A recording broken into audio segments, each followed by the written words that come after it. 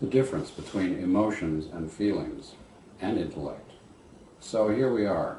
We're in the computer. We have various options available to us.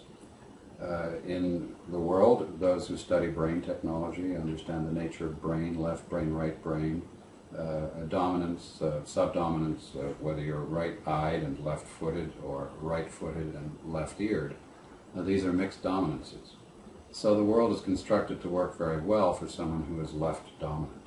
That is the hemisphere which deals with the intellect.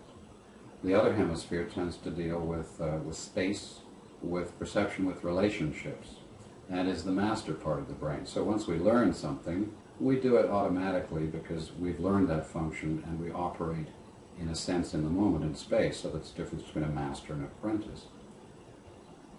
We have a challenge. We will be one or we will be the other. So people will be either intellectually inclined, which means they use this part of their brain, or they'll be emotionally inclined, which will tend to mean that they use the interface between that and the emotional body. At the base of this, though, and enterable and reachable by either part, whether you tend to be intellectual or emotional, there's feeling. And feeling is subtle.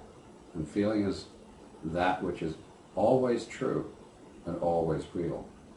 And yet, it cannot be forced. You cannot storm it. You can't come up with armor. You cannot batter the walls and attempt to gain entry.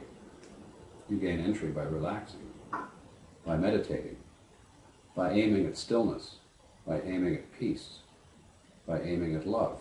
All of these will bring you into the feeling realm. There is always an intellectual aspect of it. There's always an emotional aspect of it. But your true feeling space is without emotion. Your true feeling space is without intellect. It is the place of stillness.